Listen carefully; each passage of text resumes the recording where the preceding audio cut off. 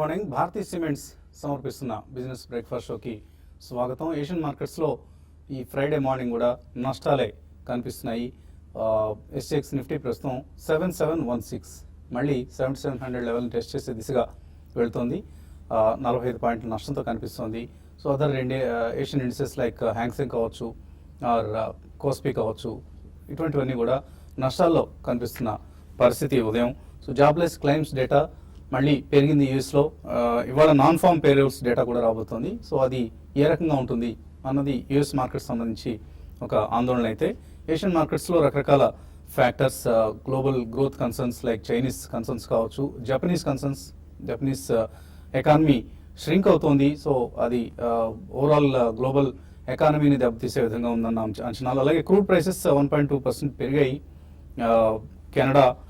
కెనడాలో ఒక fire accident చోటు చేసుకుంది. అలాగే లిబియాలో వైలెన్స్, ఇవన్నీ కూడా సప్లైస్ను ప్రమాదకరమైన పరిస్థితులు నెడతాయన్న అంచనాతో క్రూడ్ ప్రైసెస్ పెరగడం చూస్తున్నాం. అలాగే సౌదీ అరేబియా ఆయిల్ ప్రైసెస్ పెంచింది. ఇటువంటివన్నీ క్రూడ్ ప్రైసెస్ మీద ఇంపాక్ట్ చూపిస్తున్నాయి. అండ్ డాలర్ ఇండెక్స్ మళ్ళీ వరుసగా మూడో సెషన్ స్ట్రాంగ్గా ఉంది. 93.7. మొన్న మనం 92 లెవెల్స్ వరకు డాలర్ ఇండెక్స్ పడిపోవడం చూసాం. ఇప్పుడు మళ్ళీ డాలర్ స్ట్రెంత్ పుంజుకుంటుంది అనడానికి డాలర్ ఇండెక్స్ పెరగటం ఒక నిదర్శనంగా తీసుకోవచ్చు. మన మార్కెట్స్ విషయానికి వస్తే నిన్న సెకండ్ హాఫ్లో మళ్ళీ మార్కెట్స్ రికవర్ కావడం చూసాం. ఫస్ట్ హాఫ్ అంతా వీక్గా ఉన్నప్పటికీ. అలాగే 7750 కింద క్లోజ్ అయింది. బట్ నిఫ్టీ మాత్రం మళ్ళీ 7700 లెవెల్ని టెస్ట్ చేస్తుందన్న ఇండికేషన్ ఈ ఉదయం ఎస్టెక్స్ నిఫ్టీ మనకి ఇస్తుంది. అలాగే ఒక డివైడెడ్ ఒపీనియన్ ఈ సమయంలో మనకు కనిపిస్తుంది మార్కెట్స్లో. మార్కెట్స్ ఇంకా కిందకి వెళ్తాయి, 7550 లాంటి లెవెల్స్ని టెస్ట్ చేసే అవకాశం ఉంది మేలో అన్న అభిప్రాయం కొంతమందిలో ఉంటే, లేదు ఇక్కడ నుంచి 7700 ఒక బలమైన సపోర్ట్గా ఉంటుంది, అక్కడ నుంచి మళ్ళీ రికవరీ వస్తుందని కొద్దిమంది ఎక్స్పెక్ట్ చేస్తున్నారు. But majority of the people short term సంబంధించి నెగిటివ్గానే ఒపీనియన్ ఉంది. ఎఫ్ఐఎస్ కూడా నిన్న 388 కోట్ల రూపాయల వర్త్ స్టాక్స్ను అమ్మడం చూసాం. మళ్ళీ డిఐఎస్ అఫ్ కోర్స్ నెగిటివ్గా వీళ్ళకి ఆపోజిట్ డైరెక్షన్ ప్రయాణం కొనసాగుతూ ఉంటుంది. 252 కోట్ల రూపాయల వర్త్ స్టాక్స్ను వాళ్ళు క్యాష్ మార్కెట్స్లో కొన్నారు. అయితే ఎఫ్ఐఎస్ సెల్లింగ్ నిన్న ఫిగర్ పెద్దగా కనిపిస్తున్నప్పటికీ గ్రాస్ బయింగ్ ఫిగర్ మాత్రం అంతకంతకు పెరుగుతూ ఉంది. అలాగే ఇండెక్స్లో వాళ్ళ లాంగ్ పొజిషన్స్ తగ్గుతూ ఉన్నాయి. 74% ఉంది. ఏప్రిల్ 29th రోజు అంటే మనం ఎక్స్పైరీ రోజున లాంగ్ పొజిషన్స్ పర్సంటేజ్ చూస్తే 74% ఉంది. ఇండెక్స్ లాంగ్స్ ఇవి. ఇప్పుడు అవి 63% తగ్గాయి. సో కొద్దిగా షార్ట్స్ బిల్డ్ అవుతూ ఉన్నాయి, అలాగే లాంగ్ పొజిషన్స్ తగ్గుతున్నాయి. ఇది కొంత హెల్దీగా చెప్పుకోవచ్చు. మార్కెట్స్ సంబంధించి ఒక ఓవర్ బాట్ పరిస్థితి నుంచి మార్కెట్స్ బయటపడ్డాయి.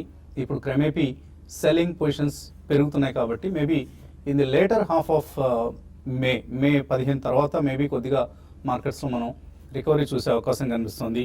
అయితే ప్రస్తుతానికి మాత్రం 7700, 7900 ఈ రేంజ్లో కదలాడే అవకాశం కనిపిస్తుంది. ఎందుకంటే కాల్స్ అండ్ పుట్స్లో పొజిషన్స్ చూస్తే 7900 కాల్లో ఎక్కువ బయింగ్ పొజిషన్స్ ఉన్నాయి. అలాగే 7500 to 7700 పుట్స్లో చెప్పుకోదగిన బయింగ్ కనిపిస్తుంది. కాబట్టి మనం రేంజ్ బౌండ్ పరిస్థితి ఒకసారి ఏర్పడితే 7700, 7900 లెవెల్స్ను మనం కీలకంగా భావించవచ్చు. మేబీ గ్లోబల్ కన్సర్న్స్ మితిమీరితే పెచ్చుమీరితే మాత్రం ఇందాక మనం అంటున్నట్లుగా 7550 లాంటి లెవెల్స్ వచ్చినా కూడా ఆశ్చర్యపోనవసరం లేదు. బట్ మార్కెట్ పోర్ట్ఫోలియో ఇన్వెస్టర్స్కి, లాంగ్ టర్మ్ ఇన్వెస్టర్స్కి ఒక చక్కటి బయింగ్ ఆపర్చునిటీని ఇస్తుంది. సెల్ ఇన్ మే దాని సూత్రం కనుక ఒకవేళ వర్తిస్తే ఇంకొంత సెల్లింగ్ ప్రెషర్ వచ్చే అవకాశం ఉంది. కాబట్టి అప్పుడు ఇంకా బయింగ్ ఆపర్చునిటీస్ పెరుగుతూ ఉంటాయి. సో ఈ అంశాన్ని గమనించి ఇన్వెస్టర్స్ తమ పోర్ట్ఫోలియో డెసిషన్స్ తీసుకోవచ్చు. ఇక అనలిస్ట్ సిద్ధంగా ఉన్నారు మనతో మాట్లాడేందుకు. సో ఎటువంటి మార్కెట్ ట్రెండ్ మీరు ఎక్స్పెక్ట్ చేస్తున్నారు? ఇప్పుడున్న ట్రెండ్ని బయింగ్కి నిన్న మీరు చెప్పారు ఇంకా కొద్దిగా వెయిట్ చేయొచ్చు, టైం ఉంది అంటూ. సో ఏమైనా ఎర్నింగ్స్లో ఏమైనా పాజిటివ్ డెవలప్మెంట్స్ మీకు కనిపిస్తున్నాయి?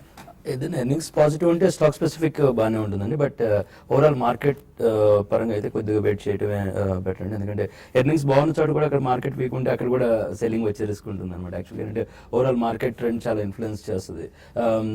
కాకపోతే స్టాక్ స్పెసిఫిక్ యాక్షన్ మనం చూస్తే గోద్రేజ్ కన్జ్యూమర్ ఇంకో ఎక్విజిషన్ ఒకటి కంప్లీట్ చేసింది. గోద్రేజ్ కన్జ్యూమర్ డిప్స్లో ఒకటి బయింగ్కి ఒకటి అడ్వాంటేజ్ తీసుకోవచ్చండి. అలానే ఇమామి ఒకటి డిప్స్ వస్తే అది కూడా ఒకటి ఛాన్స్ తీసుకోవచ్చు. ఎందుకంటే ఇటువంటి టైంలో ఏంటంటే కొద్దిగా ఎఫ్ఎంసీజీ ఏదైతే ఉందో వాటి కొద్దిగా మార్కెట్ కొద్దిగా స్ట్రెంత్ ఉంటుంది. ఇద్దరికి ఫార్మా కూడా ఉండేది, కానీ ఈ మధ్య ఫార్మా ఎఫ్డిఏ ప్రాబ్లమ్స్ వల్ల ఏంటంటే ఫార్మా జనాలు టచ్ చేయట్లేదు. కాబట్టి ఏంటంటే ఇప్పుడు డిఫెన్సివ్ షెల్టర్ ఏదైతే ఉందో ఒక అనుకోకుండా ఎఫ్ఎంసీజీనే అయింది. ఒక రకంగా ఐటీ కూడా అనుకోవచ్చు, కానీ ఐటీలో కొన్ని కంపెనీస్ బాగున్నాయి, కొన్ని సెలెక్టివ్గా ఉండాలి. అందుకని you have to be careful. FMCG overall maybe ఇప్పుడు ఈ కరెంట్ డౌన్ ట్రెండ్ కి కొంచెం షెల్టర్ అనేది. హెచ్ఏఎల్ రిజల్ట్స్ కూడా ఉన్నాయి, ఎఫ్ఎంసీజీ స్టాక్స్ అన్ని కూడా లైమ్ లైట్ లో ఉన్నాయి. అలాగే ఐటీసీ ప్లాన్స్ స్టార్ట్ చేసిందని వార్తలు కూడా వస్తున్నాయి. సో ఓవరాల్ గా అంటే స్టాక్ స్పెసిఫిక్ న్యూస్ ఉంటాయండి, బట్ ఓవరాల్ గా ఎఫ్ఎంసీజీ ఒక షెల్టర్ అవ్వచ్చు. సో గోద్రేజ్ కన్స్యూమర్, ఇమామి ఒకసారి ఫోకస్. ఇమామి రిజల్ట్స్ చాలా పాజిటివ్ గా రావడం. అవునండి. ట్రేడర్స్ ఎటువంటి ఐడియాస్ ఇస్తారు? బేసికలీ నిన్నటి ట్రేడింగ్ ప్యాటర్న్ చూస్తే కనుక ప్రాబ్లీ ఒక డోజీ ఫార్మేషన్ మనం చార్ట్స్ లో చూసాం. సో దీని ఇండికేషన్ ఏంటంటే ప్రాబ్లీ అన్సర్టనిటీ ఎక్కువ ఉండే అవకాశం ఎక్కువ ఉంది గోయింగ్ ఫార్వర్డ్. ఓన్లీ థింగ్ మనకి ఎప్పుడైతే 20-day మూవింగ్ యావరేజ్ కింద ట్రేడ్ అవుతున్నామో డెఫినెట్లీ సెల్ ఆన్ ర్యాలీస్ గా మార్కెట్ చెప్పుకోవచ్చు. సో 7784 అండ్ 7837 ఏదైతే రెసిస్టెన్స్ జోన్ ఉందో ప్రాబ్లీ అక్కడికి వస్తే కనుక సెల్ చేయమని చెప్తాను. అండ్ 7663 ప్రీవియస్ స్వింగ్ లో అంటే మనకి 12th ఏప్రిల్ రోజు ఏదైతే లో ఉందో ప్రాబ్లీ అది ఒక సపోర్ట్ పాయింట్ ఉండే అవకాశం ఉంది. So probably 7650 and maybe 7850 range లో కొన్ని రోజులు మార్కెట్ మూవ్ అయ్యే ఛాన్స్ ఎక్కువ ఉంది. సో ఈ స్టేజ్ లో సెల్ ఆన్ ర్యాలీస్ గా మనం we have to take action. And 7870 above కనుక క్లోజింగ్ అయితే కనుక ప్రాబ్లీ అక్కడ మనం స్టాప్ లాస్ పెట్టుకోవాలి. ఈవెన్ బ్యాంక్ నిఫ్టీ కూడా చూస్తే కనుక మనకు ఆల్మోస్ట్ 20-day మూవింగ్ యావరేజ్ దగ్గరలో ట్రేడ్ అవుతున్నాం 16,293. సో ఏమాత్రం అది 16,160 కట్ అయిందంటే ప్రాబ్లీ అక్కడి నుంచి ఒక 300 to 500 పాయింట్స్ కూడా డౌన్ సైడ్ వెళ్ళే అవకాశం ఉంది. మార్కెట్ ఏమాత్రం ర్యాలీ వచ్చి 16,650 అంటే ఇక్కడ నుంచి ఆల్మోస్ట్ ఒక 200 to 300 పాయింట్స్ పెరుగుతాయి కనుక అక్కడ షార్ట్ పొజిషన్స్ క్రియేట్ చేసుకుని ప్రీవియస్ స్వింగ్ హై ఏదైతే ఉందో 16,990 దగ్గర స్టాప్ లాస్ పెట్టుకుంటే I think it will give good results అని చెప్పొచ్చు. అలాగే బ్యాంకింగ్ సెక్టర్లో రకరకాల పరిణామాలు ఎప్పటికప్పుడు చోటు చేసుకుంటూ ఉండడం మనం చూస్తున్నాం. ఇప్పుడు కూడా వస్తున్నాయి. ఆన్ ట్యాప్ బ్యాంకింగ్ లైసెన్స్ ఇవి ఇచ్చేందుకు ఆర్బీఐ డ్రాఫ్ట్ గైడ్లైన్స్ను ఆల్రెడీ డ్రాఫ్ట్ నామ్స్ను ప్రకటించింది. సో దీని ప్రకారం ఎవరైనా వచ్చి మాకు బ్యాంక్ లైసెన్స్ కావాలి ఆన్ ట్యాప్ అంటే అప్పటికప్పుడు తలుపు కొట్టి లైసెన్స్ కావాలని అడిగి తీసుకోవటమే ఆన్ ట్యాప్ బ్యాంకింగ్ లైసెన్స్లో ఇమిడి ఉన్న సూత్రం. కాకపోతే దానికి రకరకాల నిబంధనలు నామ్స్ను ఆర్బీఐ విధించింది. ఇండివిజువల్స్ కావచ్చు, గ్రూప్స్ కావచ్చు, కార్పొరేట్స్ కావచ్చు, ఎవరైనా వీటి కోసం అప్లై చేసుకోవచ్చు. అయితే వాళ్ళకి ఆల్రెడీ ఒక ట్రాక్ రికార్డ్ ఉండాలి, 10 years successful track record and minimum asset size 5,000 కోట్లు ఉండాలి. సో మీరు నేను మనలాంటి వాళ్ళ కోసం కాదు, పెద్ద పెద్ద గ్రూప్స్ వాళ్ళకి మాత్రమే బ్యాంక్స్ నడపగలిగే సత్తా ఉంటుంది. కాబట్టి 5,000 కోట్ల అసెట్ సైజ్ ఉన్న బ్యాంక్స్, కార్పొరేట్స్ ఎవరైనా ఆర్ ఇండివిజువల్స్ ఎవరైనా 10 ఏళ్ల సక్సెస్ఫుల్ ట్రాక్ రికార్డ్ ఉంటే బ్యాంక్ లైసెన్స్ కోసం అప్లై చేయొచ్చు. మేబీ విజయ్ మాల్యా లాంటి వాళ్ళకి ఛాన్స్ లేదు, ఎందుకంటే సక్సెస్ఫుల్ ట్రాక్ రికార్డ్ లేదు కాబట్టి.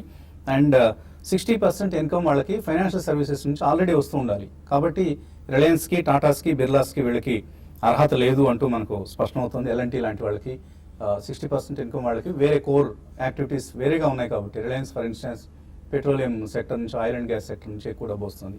అలాగే టాటాస్కి metals, commodities or passenger vehicles ఇటువంటి వాటి నుంచి ఎక్కువ డబ్బు వస్తుంది, కానీ ఆ సాఫ్ట్వేర్ సర్వీసెస్ నుంచి వస్తుంది, కానీ ఫైనాన్షియల్ సర్వీస్ నుంచి కాదు. కాబట్టి వాళ్ళు బ్యాంకింగ్ రంగంలోకి వచ్చే అవకాశాలు ఇక మనకు కనపడినట్లే. అండ్ రాబోయే రోజుల్లో చాలా బ్యాంక్స్ మార్కెట్లోకి రాబోతున్నాయి.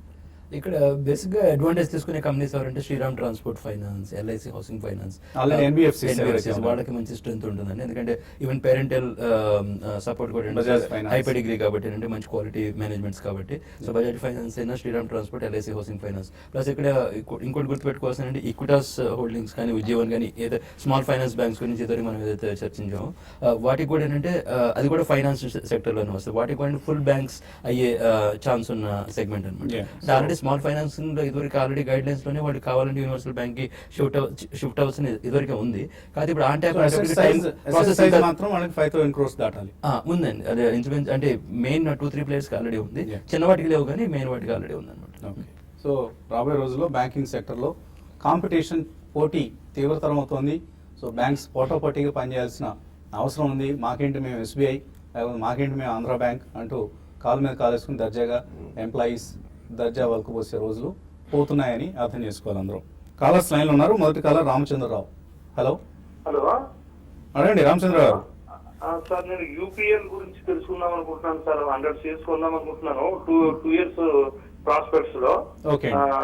అయితే అది మాన్సూన్ కి ఏమైనా లింక్, మాన్సూన్ బాగుంటే దానికి బాగుంటుందా, దాని పిడిక్రీ మేనేజ్మెంట్ ఎలా ఉంటుందో లాంగ్ టర్మ్ చెప్పరా? యూపీఎల్ మంచి కంపెనీ అండి, అంటే ఫర్టిలైజర్ సెగ్మెంట్ మంచి మంచి మంచి ప్రొడక్ట్స్ ఉన్నవి. అయితే ఒకటి గుర్తుపెట్టుకోవాలంటే వాళ్ళకి బ్రెజిల్లో దగ్గర 16-17% రెవెన్యూ వాళ్ళకి బ్రెజిల్ నుంచి వస్తుంది. బ్రెజిల్ యాజ్ ఎకానమీ చాలా ప్రాబ్లమ్స్ లో ఉందండి, అది వాళ్ళ రియల్ కరెన్సీ కూడా ప్రాబ్లమ్ లోకి వచ్చింది, ఓవరాల్ ఎకానమీ కూడా ప్రాబ్లమ్ ఉంది. దానివల్ల ఏంటంటే యూపీఎల్ మీద ఇంపాక్ట్ వచ్చింది అనమాట. ప్లస్ వాళ్ళు అడ్వాంటాతో ఒకటి డీల్ అనౌన్స్ చేశారు. డీల్ అనౌన్స్ చేసినప్పుడు ఆ డీల్ అడ్వాంటాకి ఎక్కువ ఫేవరబుల్ అవుతుంది, యూపీఎల్ కాదు. ఆ స్వాప్ రేషియో ఏదైతే వచ్చిందో అనేది ఇంకొక కన్సర్న్ అనమాట. ఆ ప్రాబ్లమ్స్ లో ఆల్రెడీ షేర్ 500 to 350 అక్కడికి వెళ్ళి మళ్ళీ ఇప్పుడు బౌన్స్ అయ్యి మళ్ళీ 500 రేంజ్ కి అట్లా వచ్చింది. అయితే ఏంటంటే డిప్స్ లో కొనుక్కోండి, మాన్సూన్ కి రిలేటెడ్ ఏనండి, మాన్సూన్ బాగోపోతే చేసేదేం లేదు ఈ సెగ్మెంట్ లో. కాకపోతే ఏంటంటే ఈ సెగ్మెంట్ లో ఉండాలి అంటే మాత్రం UPL is the best company, ఎందుకంటే high quality high pedigree management. So తర్వాత కాలర్ కాకినాడ నుంచి మురళి. Hello, sir. అడగండి Murali. Sir, good morning sir. Good morning, అడగండి. సార్, ఈ టైంలో ఏజిస్ లాజిస్టిక్స్ కానీ లేదంటే అసలు తలవాటర్స్ కానీ తీసుకోవచ్చు సార్, లేదంటే టాప్ ఇన్వెస్ట్మెంట్స్ ఇస్తామని చెప్పండి సార్ కొంచెం పొజిషన్. 1 year హోల్డ్ చేయండి సార్. మీరు ఫస్ట్ అడిగింది ఏంటి? AGL plastics. Aegis logistics. Aegis logistics. Okay okay అండి. ఓవరాల్ లాజిస్టిక్ సెగ్మెంట్ బాగానే ఉందండి. అయితే ఏజెస్ ఏంటంటే ఎక్కువ ఆయిల్ అండ్ గ్యాస్ సెగ్మెంట్ లో ఎక్కువ ఆపరేట్ చేస్తారండి. ఆయిల్ అండ్ గ్యాస్ లో ఆల్రెడీ బిజినెస్ కొద్దిగా లాస్ట్ 2 years నుంచి ఇబ్బందులు ఉండేటప్పుడు క్రూడ్ ఆయిల్ ప్రైస్ పడిపోయి కొద్దిగా లాజిస్టిక్స్ సెగ్మెంట్ వాళ్ళ not in the prime segment అనమాట. అదే లాజిస్టిక్స్ లో కనుక మీకు ఇంట్రెస్ట్ ఉంటే ఆల్ కార్గో ఒకటి బాగుంది, లేదంటే కాన్కార్ ఒకటి, కంటైనర్ కార్పొరేషన్ ఒకటి బాగుంది, లేదంటే గేట్వే డిస్ట్రిక్ట్ ఒకటి బాగుంది. వీటిలో ఏదైనా సెలెక్ట్ చేసుకుంటే పెట్టండి. ఏజిస్ లాజిస్టిక్స్ పోతుంది. ఏజిస్ లాజిస్టిక్స్ బాగానే ఉంది కానీ వాళ్ళ product line oil and gas అయ్యేటప్పుడు కొద్దిగా ఇష్యూస్ ఉన్నాయండి. ఇంకొకటి తల్వాల్కర్స్ ఒకటి అడిగారు. తల్వాల్కర్స్ కూడా బాగానే వచ్చింది, నేను బాగానే వచ్చింది. అది వాళ్ళ హెల్త్ కేర్ ఫిట్నెస్ లో మంచి బ్రాండ్. అది గుర్తుపెట్టుకోవాల్సిన వాళ్ళు ఎక్విజిషన్స్ చాలా చేశారండి. అది శ్రీలంకలో ఒకటి వాళ్ళు జాయింట్ వెంచర్ ఒకటి యూకే కంపెనీతో. వాటి వల్ల ఏంటంటే బ్యాలెన్స్ షీట్ మీద కొంచెం డెట్ బర్డెన్ ఒకటి పెరిగింది అనమాట. దానివల్ల కొంచెం వాళ్ళ బ్రాండ్ ఫుల్ ఎఫిషియన్సీ ఇంకా బయటికి రావట్లేదు. అందుకని కొంచెం డిప్స్ వచ్చినప్పుడే కొనుక్కోవడం బెటర్ అండి. అంత అగ్రెసివ్ గా టెక్నికల్ గా తల్వాల్కర్స్ ఎలా కనిపిస్తుంది? ఐ థింక్ గత 1.5 year చూస్తే కనుక డౌన్ ట్రెండ్ లో ఉన్న స్టాక్ అండి. సో 410 నుంచి ఆల్మోస్ట్ మనం 181 లో రావటం చూసాం, అండ్ కరెంట్ అరౌండ్ 195 ఉంది. సో ప్రాబ్లీ దీని లాంగ్ టర్మ్ సపోర్ట్ అనేది 167 దగ్గర చాలా గట్టి సపోర్ట్ ఉంది. మేబీ 1 or 2 ప్రైస్ పాయింట్స్ మీరు తీసుకోవచ్చు. 160 కింద స్ట్రిక్ట్లీ స్టాప్ లాస్ పెట్టుకోవాలి. సో మేబీ ఇక్కడ నుంచి కొద్దిగా కొంటూ ఇంకా తగ్గినప్పుడు ఎక్కువగా కొనుక్కోవడం అటువంటి. అదే కంపెనీ దగ్గర డెట్ వల్ల ఏంటంటే ఆ ప్రెషర్ వచ్చేటప్పుడు లాస్ట్ 1.5 year నుంచి కంపెనీ మీద ప్రెషర్ వస్తుంది. ఓకే. సో ఫైనాన్స్ కాస్ట్ ఏ విధంగా మారుతున్నాయి, వాళ్ళ డెట్ని ఏదైనా తగ్గించుకునే ప్రయత్నాలు చేస్తున్నారు, ఇటువంటి డెవలప్మెంట్స్ గమనిస్తూ ఉండండి. మరిన్ని కాల్స్ అలాగే మెయిల్స్ తీసుకునే ముందు కాసేపు విరామం.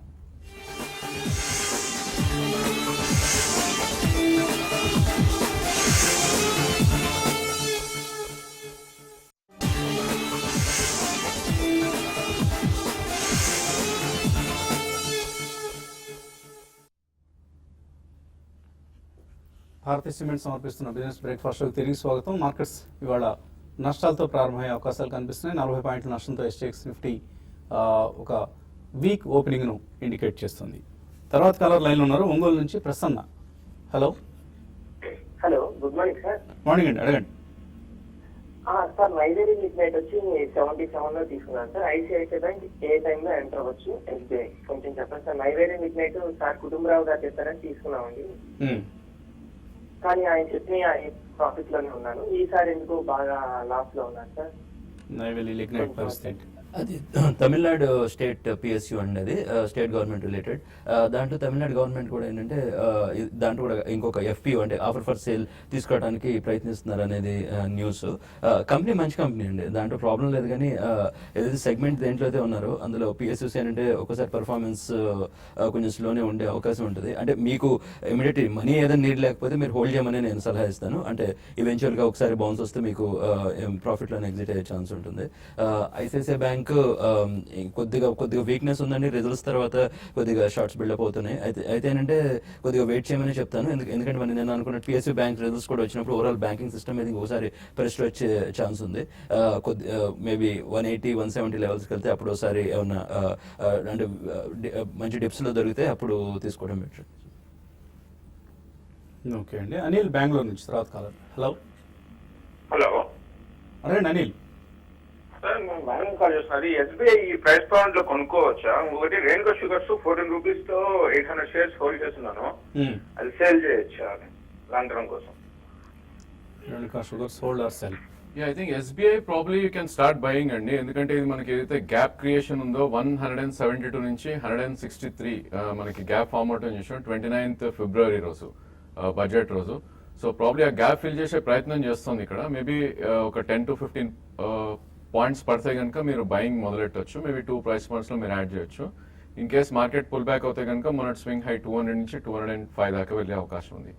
రేణుకా షుగర్స్ చూస్తే కనుక లాస్ట్ 1.5 month గా ఇది కొంచెం సైడ్ వేస్ ట్రేడ్ అవుతున్న counter, around 13 rupees current market price. Maybe మీ ప్రైస్ వస్తే మీరు అమ్మే ప్రయత్నం చేయండి, 14.5 వస్తే కనుక. ఇన్ కేస్ ట్రేడింగ్ పొజిషన్ అయితే కనుక 12 రూపీస్ కింద క్లోజింగ్ బేసిస్ లో స్టాప్ లాస్ పెట్టుకోవచ్చు. ఓకే అండి, ఈమెయిల్ సందేహాలు గమనిస్తే నాగరాజ అడుగుతున్నారు, ఏషియన్ పెయింట్స్ ఇక్కడ షార్ట్ సెల్ చేయొచ్చా ఇంట్రాడే కోసం? Intraday I think very tough call అండి. ప్రాబ్లీ 2 days హై ఏదైతే ఉందో 879, ప్రాబ్లీ మీరు స్టాప్ లాస్ పెట్టుకుంటే అటెంప్ట్ చేయొచ్చు. దీన్ని మనకి 200-day మూవింగ్ యావరేజ్ 857 దగ్గర ఉంది, మేబీ అక్కడ సపోర్ట్ తీసుకునే అవకాశం ఉంది. 10 రూపీస్ రిస్క్ టు రివార్డ్ మీరు యూ కెన్ అటెంప్ట్. అలాగే తర్వాత మెయిల్ రమేష్ రెడ్డి అడుగుతున్నారు, ఎన్ఐటి టెక్నాలజీస్ 470లో కొన్నారు, రిజల్ట్స్ ఎలా ఉంటుంది, హోల్డ్ చేయొచ్చా, సెల్ చేయొచ్చా? వాళ్ళ Q4 కొద్దిగా ఈసారి మిడ్ క్యాప్ అయితే అంత స్ట్రాంగ్, 1-2 తప్పించి మిగతా ఎక్కువ స్ట్రాంగ్ రాలేదండి. వాళ్ళ రిజల్ట్స్ అయిన తర్వాత మీరు కొనాలనుకున్నప్పుడు రిజల్ట్స్ అయిన తర్వాత డిప్ వస్తే ఆ డిప్లో కొనుక్కోండి. ఆ డిప్లో కొనుక్కోవడం మంచి లెవెల్ అవ్వచ్చండి. Company overall okay. అయితే ఏంటంటే రిజల్ట్స్ తర్వాత డిప్లో కొనమని సలహా ఇస్తుంది. కోయన్ శ్రీనివాస్ అడుగుతున్నారు, ఆర్ఈసీ బ్యాంక్ ఆఫ్ బరోడా ఈ రేట్లో కొనుక్కోవచ్చా? ప్రాబ్లీ ఆర్ఈసీ అటెంప్ట్ చేయొచ్చండి 1 or 2 ప్రైస్ పాయింట్స్ లో. దీనిది మొన్న స్వింగ్ లో 152 ఉంది, కరెంట్ మార్కెట్ ప్రైస్ అరౌండ్ 167 ఉంది. మేబీ ఈ మిడిల్ లో 2 ప్రైస్ పాయింట్స్ లో మీరు అటెంప్ట్ చేయొచ్చు. మార్కెట్ కనుక పుల్ బ్యాక్ వస్తే కనుక 190 to 195 దాకా వెళ్ళే అవకాశం ఉంది. Bank of Baroda probably avoid చేయమని చెప్తాను. దీనికన్నా ప్రైవేట్ సెక్టర్ బ్యాంక్స్ లో I think Indus Ind bank కానీ లేదంటే ఎస్ బ్యాంక్ కానీ ఆన్ డిప్స్ లో అటెంప్ట్ చేయొచ్చు. స్టోన్ ఇండియా 77 రూపాయలు కొన్నారు, కేతా వెంకట్, ప్రాఫిట్ ఎక్కడ బుక్ చేసుకోవాలి? అలాగే బిఈఎంఎల్ని ఇక్కడ కొనుక్కోవచ్చా? బిఎంఎల్ డిఫెన్స్ లో మంచి నేమ్ అండి. బిఈఎల్ కానీ బిఎంఎల్ రెండు మంచి నేమ్స్. అయితే కొద్దిగా ఈసారి పర్ఫార్మెన్స్ రిజల్ట్స్ వచ్చినప్పుడు కొద్దిగా ప్రెషర్లోకి వచ్చినట్టున్నారు. అండ్ ఓవరాల్ గా డిఫెన్స్ థీమ్ వచ్చే 2-3 years, అంటే ఇది 2-3 months థీమ్ కాదండి. అంటే 2-3 months కోసం అయితే మీకు పెద్ద కనపడకపోవచ్చు పెద్ద ప్రాఫిట్స్. అదే 2-3 years ఫినామినా కనుక మీరు ప్లే చేద్దాం అనుకుంటే డిప్స్ ఉన్నప్పుడు కొనుక్కోండి. రవికిషోర్ థైరోకేర్ ఐపీఓకి అప్లై చేశారు, ఎక్కడ అలాట్మెంట్ స్టేటస్ చెక్ చేయొచ్చు అని అడుగుతున్నారు. అది లింక్ ఇన్ టైమ్ వెబ్సైట్ లో రాత్రి నుంచి రావడం మొదలైందండి. మీరు ఇప్పుడు దాంట్లో మీ పాన్ నెంబర్ ఇస్తే మీకు ఆటోమేటిక్గా linkedtime.co.in ఈ వెబ్సైట్లో మీరు చెక్ చేయొచ్చు. మీ పాన్ నెంబర్ కనుక ప్రొవైడ్ చేస్తే మీకు ఎలాట్ అయ్యాయి లేదా అన్నది. యాక్చువల్లీ 4th రావాల్సింది, కొద్దిగా ఒక రోజు డిలే అయినట్లుంది. 74 times ఓవర్ సబ్స్క్రైబ్ అయింది కాబట్టి రిజిస్ట్రార్స్ కొద్దిగా టైం తీసుకున్నారు. 9th నుంచి ఐ థింక్ లిస్ట్ అవుతుంది, ట్రేడ్ అవుతుంది థైరోకేర్. జే శ్రీనివాస్ అడుగుతున్నారు, ఓసిఎల్ ఐరన్ అండ్ స్టీల్ ఇవి తీసుకున్నారు 14 రూపాయల్లో, 5,000 షేర్లు తీసుకున్నారట, మంచి కంపెనీ అయినా హోల్డ్ చేయొచ్చా? సో ఏదో పాపులర్ స్టాక్ కాదండి, కొద్దిగా పేరు వింటేనే ఏదోగా ఉంది కాబట్టి జాగ్రత్తగా చెక్ చేసి మీరే రీసెర్చ్ చేసి ట్రై చేయండి. మాకు ఒకవేళ ఏదైనా సమాచారం మాకు కూడా అందుబాటులో ఉంటే తప్పనిసరిగా మీతో షేర్ చేసుకుంటాం. పొద్దార్ పిగ్మెంట్స్ ఈ రేట్లో లాంగ్ టర్మ్ కోసం కొనుక్కోవచ్చా? సుధాకర్ రావు కాకినాడ నుంచి. పొద్దార్ పిగ్మెంట్స్ ప్రాబ్లీ తీసుకోవచ్చండి. లాస్ట్ కపుల్ ఆఫ్ మంత్స్ గా ఇది పెరుగుతున్న స్టాక్ 146 నుంచి ఆల్మోస్ట్ 174-175 దాకా పెరగటం చూసాం. కరెంట్లీ 176 ఉంది. సో 202 దీని లైఫ్ టైం హై 2016 లో ఏదైతే చూసామో మనం, ఇది జనవరిలో అది లైఫ్ టైం హై. ప్రాబ్లీ ఇది క్రాస్ అయిందంటే ఇక్కడ నుంచి కూడా 270-280 దాకా వెళ్ళే అవకాశం ఉంది. 2 or 3 ప్రైస్ పాయింట్స్ లో కొనండి, లాంగ్ టర్మ్ కి చాలా బాగుంటుంది స్టాక్. రాంబాబు అడుగుతున్నారు, వ్యాబ్కో కొన్నారు 6,370లో 3 years కోసం, యావరేజ్ చేసుకోవచ్చు ఇక్కడ? వ్యాబ్కో ఎక్సలెంట్ కంపెనీ అండి. ఆటో యాన్సిలరీ సెగ్మెంట్ లో అది foreign company, Indians MNC subsidiary, చాలా మంచి సెగ్మెంట్. ఎంఎన్సీ సబ్సిడరీస్ అన్ని ప్రాబ్లం అంటే అన్ని హై ప్రైస్ పాయింట్స్ లో దొరుకుతాయి అండి, 5,000-6,000 అట్లా దొరుకుతాయి. డిప్స్ లో అయితే మళ్ళీ యావరేజ్ చేసుకున్న ప్రాబ్లమే లేదు. ఓవరాల్ ఆటో యాన్సిలరీ సెగ్మెంట్ బాగానే ఉంది అండి మనం అనుకున్నట్టు. దాంట్లో ఎంఎన్సీ సబ్సిడరీస్ అని ఇంకా స్ట్రాంగ్, ఎందుకంటే పేరెంటల్ సపోర్ట్ ఉంటుంది, డెట్ ప్రాబ్లం ఉండదు, గ్యారంటీడ్ క్లయింటేల్ దొరుకుతారు. సో అన్ని పాజిటివ్ ఫ్యాక్టర్స్ ఉంటాయి. లోవర్ లెవెల్స్ లో యావరేజ్ చేసుకోవడంలో తప్పేం లేదు. శైలజ విష్ణు భోట్లు అడుగుతున్నారు, డయానా టీ అలాగే ferro alloys, Shri Digvijay cements, landmark property, flex foods, Chaman Lal Sethi exports, ఇవన్నీ చాలా రీసెర్చ్ చేశారట, ఇవన్నీ కొందాం అనుకుంటున్నారట. అన్నీ కూడా మీరు ఎక్కడెక్కడో పట్టుకొచ్చారండి, ₹2, ₹3, ₹5, ₹20 షేర్లన్నీ. సో అటువంటి చిన్న చిన్న స్టాక్స్ జోలికి వెళ్ళడం చాలా రిస్కీ ప్రపోజిషన్ అవుతుంది. జాగ్రత్తగా ఉండండి. ఏదైనా చిన్న చిన్న మొత్తాలు మీ పోర్ట్ఫోలియో మొత్తంలో ఒక 5% కంటే తక్కువ మొత్తాన్ని ఇటువంటి స్టాక్స్లో ఇన్వెస్ట్ చేసి ఏదైనా లాభం వచ్చి చూస్తున్నాను అన్నట్లుగా వదిలేయచ్చు. అదర్వైజ్ ఏమైనా మీరు ట్రాక్ చేస్తున్నారు వీటిలో? స్టాక్స్ అది ట్రాక్ చేయట్లేదు కానీ బేసికలీ అదే అండి, మనం కొనే ₹2, ₹5 స్టాక్స్ ఏవైతే ఉన్నాయో మొత్తం జీరో అయిపోయినాయి అనుకొని ప్రాబ్లీ అటెంప్ట్ చేస్తే మేబీ ఒక్కొక్కసారి డబల్ అయ్యే ఛాన్సెస్ కూడా ఉంటాయి. సో ఇట్లాంటి స్టాక్స్ అయితే అవాయిడ్ చేయమని చెప్తాను, ఎందుకంటే we have lot of good stocks to trade. So ఫలానా స్టాక్ ఇక్కడ కొనుక్కోండి, ₹7 ఉంది, ఇక్కడ నుంచి ₹40 అవుతుంది అని ఎవరైనా చెప్తే అతిగా ఆశపడొద్దు, అతిగా ఆవేశపడొద్దు. ఇది ఇవాల్టి బిజినెస్ బ్రేక్ఫాస్ట్ షో. మధ్యాహ్నం స్మార్ట్ ఇన్వెస్ట్లో మళ్ళీ కలుద్దాం.